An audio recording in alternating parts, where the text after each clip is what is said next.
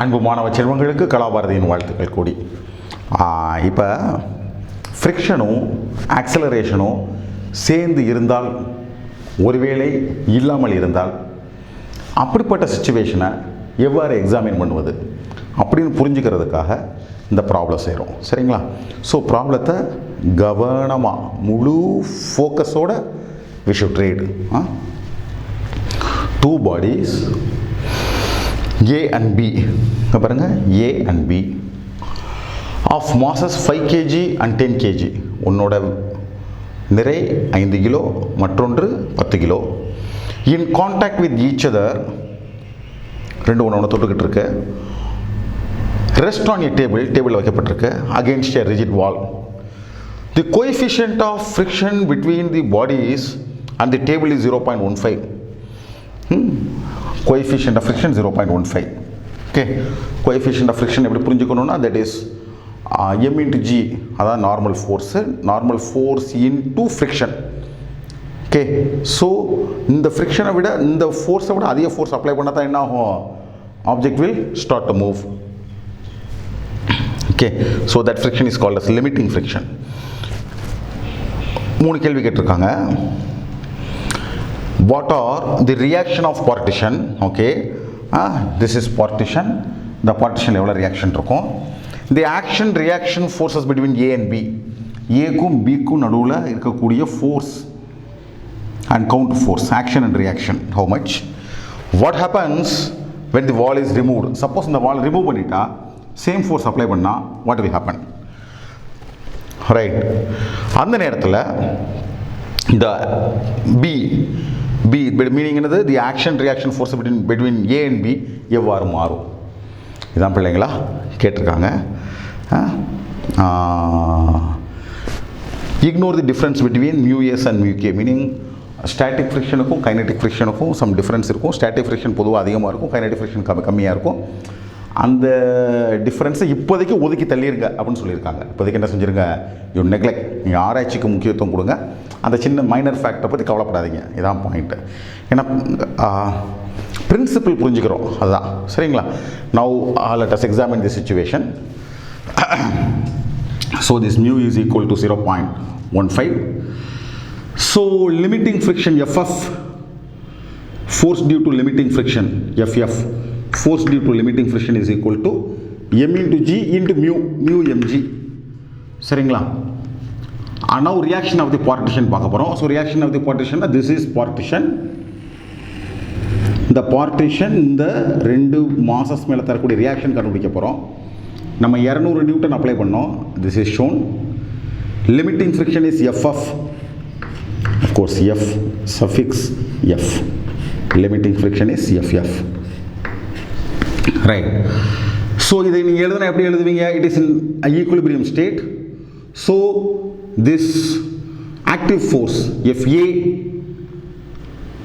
is equal to FF plus FR அப்படி எழுதலாம். otherwise மூணு சேர்ந்து அசையாத நிலைமை, ஈக்குலிபிரியம் நிலைமை உருவாக்கணும். so FA minus FF minus FR is equal to 0 அப்படியும் எழுதலாம். இங்கே எப்படி எழுதியிருக்கோம்னா FA minus FF is equal to FR. they should be equal and opposite. okay, இப்படி எழுதலாம். இப்படி எழுதலாம். you have to understand, மூணுடைய கூட்டுத்தொகை 0வாக இருக்கணும். okay, so FA is 200 minus limiting friction. அது எப்படி கண்டுபிடிக்கணும்? ரெண்டுடைய மாஸ் 15. அப்போ நார்மலாக கிரியேட் ஆகக்கூடிய force mass into G, 15 into 10, 9.8, 10ன்னு வச்சுக்கிறேன். புரிதல் தானே முக்கியம். So 150 into 0.15. So 200 minus 22.5, because this is 15 into 15. Okay, 15 into 1.5, so 22.5. So 177.5 Newton. அப்போ என்ன இதில் புரிஞ்சுக்கிறோம் கேட்டிங்கன்னா, இந்த வால் இந்த ரெண்டு பொருள்கள் மேலே தரக்கூடிய கவுண்டர் ஃபோர்ஸ் 10 kg மேலே தான் செயல்படுது. அதனுடைய அளவு 177.5. அது அப்ளை பண்ண ஃபோர்ஸ் இருக்குது, எதிர் திசையில் செயல்படுது. ரைட், புரிதல் என்னன்னா, புரிதல் that is very important. Force minus friction is reaction.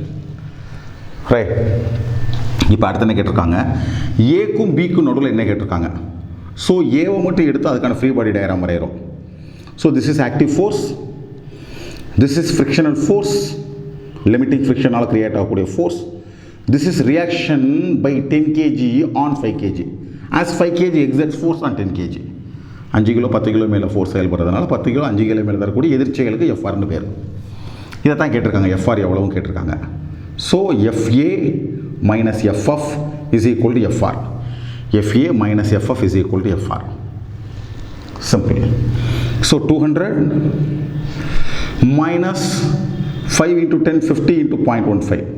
Okay, 7.5. So 192.5. This is the force. So FR எவ்வளவு இருக்கும்?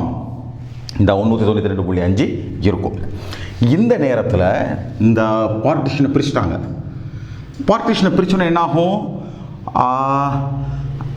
இந்த பொருள் நம்ம ஃபோர்ஸ் கொடுக்குறீங்க, லிமிட்டிங் ஃப்ரிக்ஷன் இருக்குது. ஸோ இங்கே இது எதிர்க்க எதுவும் இல்லை. So it accelerates. So acceleration எப்படி கண்டுபிடிக்கலாம்? FA minus FF is equal to mass into acceleration. So FA minus FF is equal to 177.5 is equal to mass 15 into A. So A is equal to 11.83 meter per second square or approximately 11.8. So this is the acceleration. இதான் நடக்கும். அது பொருளை எடுத்துகிட்டு என்ன நடக்கும்? இதான் நடக்கும். அதில் பார்ட்டிஷன் எடுத்துகிட்டு என்ன நடக்கும்? இதான் நடக்கும். அப்படி நடக்கும் பொழுது இந்த இடத்துல என்ன ரியாக்ஷன் இருக்கும்? இந்த இடத்துல என்ன ரியாக்ஷன் இருக்கும்? So again you take 5, draw the diagram, free body diagram வரீங்க. ஸோ 200 நியூட்டன் ஃபோர்ஸ் கொடுத்தீங்க, இது 5 கிலோ. ஸோ இது கிரியேட் பண்ணுற ஃபோர்ஸ் 5 கிலோ. நியூட்டன் வந்து 50 நியூட்டன் இன்ட்டு 0.15. ஸோ 7.5. ஸோ அப்போ இது மேலே செயல்படக்கூடிய ஃபோர்ஸ் 200 மைனஸ் 7.5 192.5. 192.5. ஸோ இங்கே என்ன ஆயிடுச்சு? திஸ் இஸ் 11.83 அதனுடைய ஆக்சலரேஷன். ஸோ இதுக்கு நம்ம இப்போ என்ன எழுதுகிறோம்? ஃப்ரீ பாடி ஈக்குவேஷன் எழுதுகிறோம். ஸோ அப்படி எழுதுனீங்கன்னா 200 மைனஸ் 7.5 இது தரக்கூடிய reaction, opposite reaction minus R இந்த acceleration is equal to m into a. So 200 minus 7.5 minus r is equal to m into a. So 200 3 minus 7.5 3 5 into 11.83 is calculated as 59. So answer is 133.5 Newton. So when அந்த வாலை எடுத்துட்டிங்கன்னா இங்கே கிடைக்கக்கூடிய reaction எவ்வளோ இருக்குது? 133.5 Newton. Earlier எவ்வளோ இருந்துச்சு? It was 192.5. அப்போ மிச்சம் என்ன ஆயிடுச்சு? ஆக்சலரேட் ஆயிருக்கு. அதான் எதுக்கு பயன்பட்டுருக்க? It is used for acceleration. So இதுதான் பிள்ளைங்களா அண்டர்ஸ்டாண்டிங். இந்த அண்டர்ஸ்டாண்டிங்கை யூ ஹாவ் டு டெவலப். சந்தேகம் இருந்துச்சுன்னா கமெண்ட் பண்ணுங்கள், சேனலுக்கு சப்ஸ்கிரைப் பண்ணுங்கள். மற்ற எல்லா பிள்ளைங்களுக்கும் யாரெல்லாம் நீட் தேர்வுக்காக தயாரிக்கிட்டு இருக்காங்களோ அவங்களுக்கெல்லாம் நம்ம சேனலை பற்றி சொல்லுங்கள், அவங்களும் படிச்சுக்கிட்டோம். உங்கள் அனைவருக்கும் கலாபாரதியின் அன்பு வாழ்த்துக்கள்.